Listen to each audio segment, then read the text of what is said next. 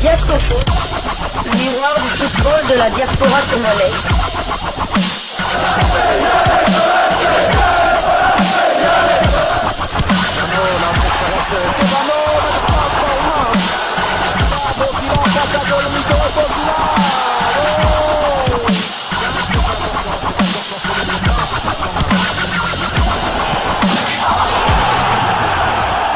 Diasco Foot, le miroir du football de la diaspora congolaise.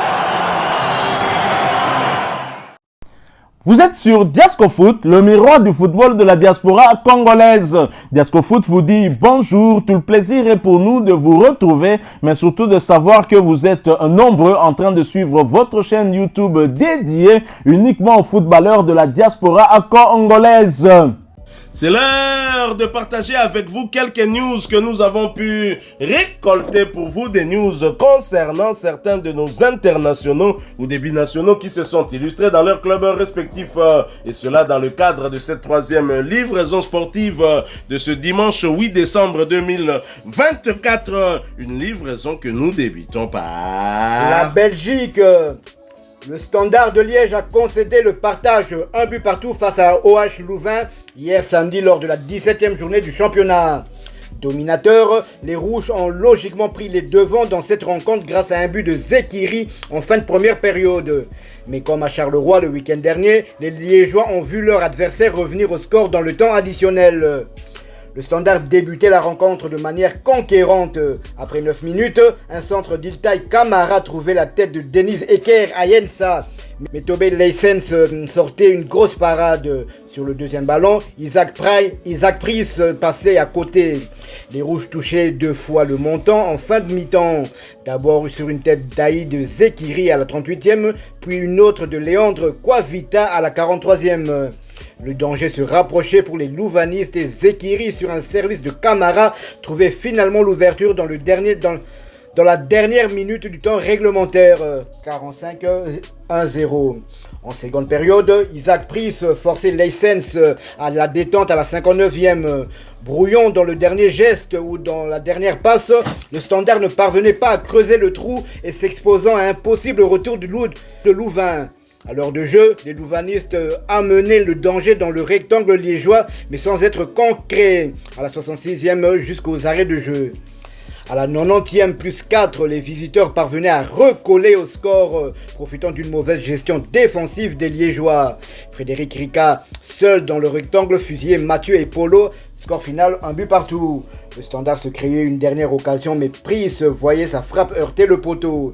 Comme face à Charleroi, le Standard laisse filer 2 points dans les arrêts de jeu et rate l'occasion de revenir dans le top 6. Les Rouges pointent à la 7e place avec 23 points. OHL est 10e avec 19 points. Mathieu et Polo retrouvaient sa place dans les perches liégeois après avoir passé les 2 dernières journées du championnat sur le banc. Son temps de jeu cette saison est de 1693 minutes sur les 1884 de son équipe. Il a disputé 17 des 19 matchs possibles. Il a réalisé 6 clean sheets cette saison. Prochaine journée, le Standard se déplacera au Berscott le samedi 14 décembre. William Balikwish a quant à lui été titulaire du côté de OHL avant de céder sa place à la 63e minute. Son temps de jeu est de 1000 minutes sur les 1811 minutes. Il a joué 18 des 19 matchs de son équipe. Il a marqué 2 buts et délivré une passe décisive cette saison. OH Louvain accueillera Charleroi le samedi 14 décembre dans le cadre de la 18e journée du championnat. A noter que le coup d'envoi de cette rencontre a été donné par l'international congolais Paul-José Mpoku. Dans la douleur, Genk a battu Courtrai 3-2. Après 18 titularisations consécutives, l'international congolais Joris Kayembe avait débuté la rencontre sur le banc avant de faire son entrée au jeu à la 40e minute de jeu. Son temps de jeu cette saison est de 1803 minutes sur les 1860. Il a délivré une passe décisive. Genk est premier de Jupiler League avec 38 points. Il compte 12 victoires, 2 nuls et 3 défaites. Ils ont marqué 36 buts et en ont encaissé 23. Prochaine journée, Genk se déplacera chez son dauphin, le club de Bruges, pour le choc de la 18e journée. Le match aura lieu le dimanche 15 décembre.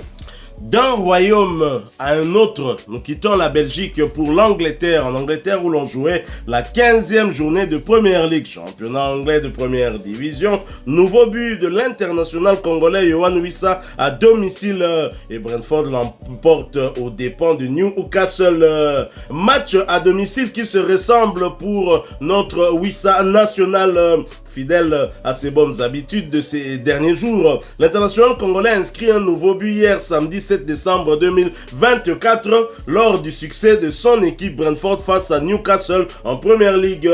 Décomplexé face à un club historique comme Newcastle, Brentford FC a sorti une rencontre de gala avec un festival offensif mené par ses attaquants, notamment Yohan Wissa. L'ancien Lorientais a confirmé son étincelante forme du moment en marquant un superbe but à la 28e minute pour redonner l'avantage aux siens devant les Magpies.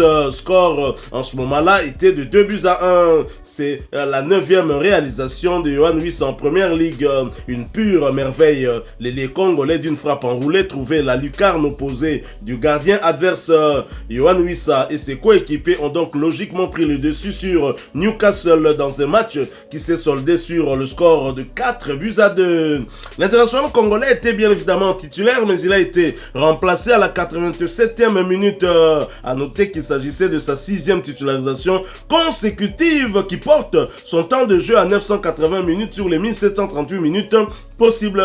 Yohan Wissa a participé à 14 des 18 matchs avec son club, avec désormais 9 buts et une passe décisive délivrée. Avec ce succès, les Bees sont aux portes des places européennes après 15 journées de championnat. Les Abeilles sont actuellement 6e au classement avec 23 points, 7 victoires, 2 nuls et 6 défaites, 31 buts inscrits contre 28 encaissés. Prochain match pour Brentford, ce sera pour le compte de la 16e journée, un déplacement périlleux du côté de Chelsea qui est aussi un autre club en forme cette saison, et ce match aura lieu le dimanche prochain. Ce sera le 15 décembre sous le coup de 20h heure de Kinshasa, 21h heure de Goma à l'est de la République démocratique du Congo. Yohan Wissa, qui est l'un des meilleurs joueurs de son équipe Brentford, mais également l'un des meilleurs léopards de Sébastien Desabre, a inscrit son but à la 28e minute de jeu, et cette saison Yohan Wissa compte désormais 9 réalisations en championnat anglais. Il est donc le 5e au classement des meilleurs buteurs et rejoint Simon Banza à la tête des meilleurs buteurs léopards évoluant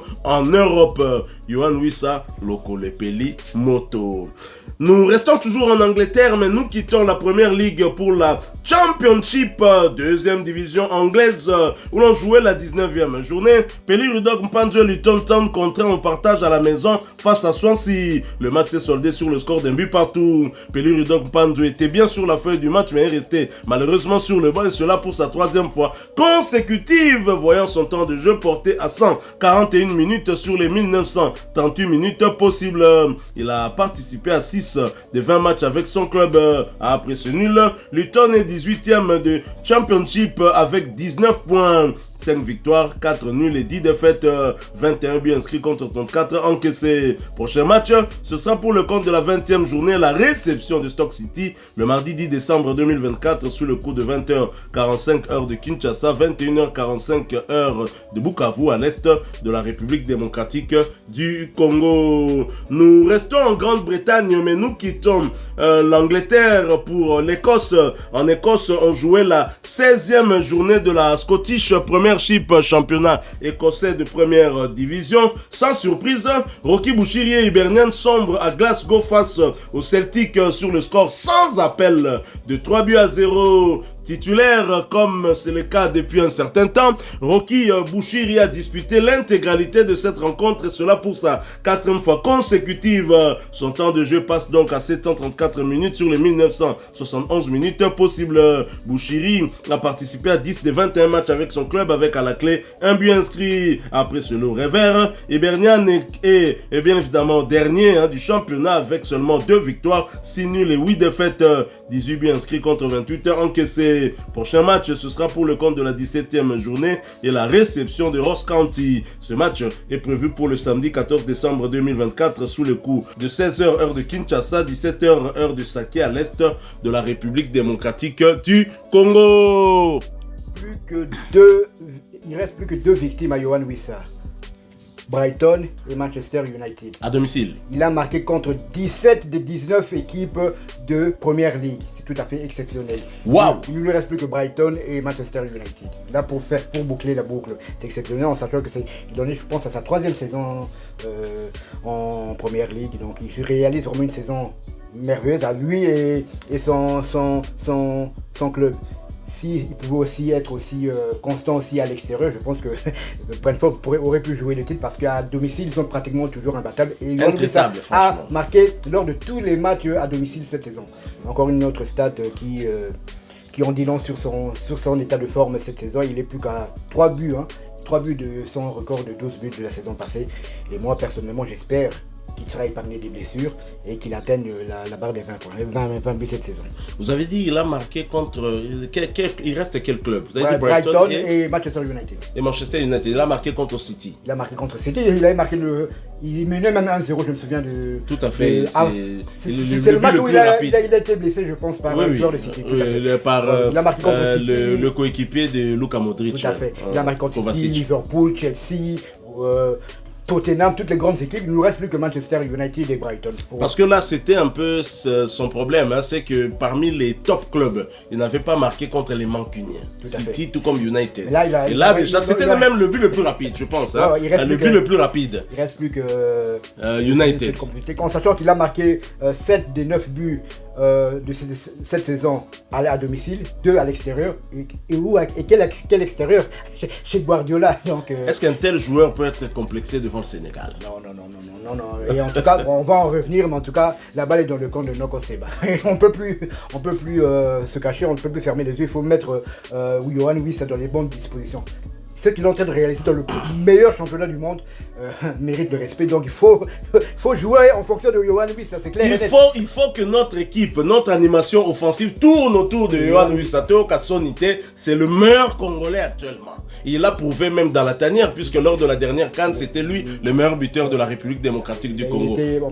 3 des 7 buts, je pense, de Léopard, il avait un pied dessus, parce qu'il avait aussi pour faire une passe décisive, je pense à Meshak, c'est ça, c'est bien souvenir son bon. Tout à fait. Voilà, donc félicitations à Yohan Wissa. Yohan Wissa qui est de Mbanzangungu, donc c'était Moussingombe, je pense. C'était Moussingombe de Mbanzangungu. Bango Bazana, district, il y a cataracte. Donc un pur Congolais, de père et de mère. Voilà, nous sommes arrivés à la fin de cette 3e livraison sportive de ce dimanche 8 décembre 2024. Vous l'avez aimé, laissez-nous un maximum de j'aime. Merci de partager avec nous en commentaire votre point de vue par rapport à tous ces internationaux congolais. Il y a pas que Yohan Wissa. Demain, dans d'autres livraisons, nous parlerons d'autres internationaux congolais qui se sont également illustrés. Léopard Makolo Pelimoto. C'est un Moussika, bon sang.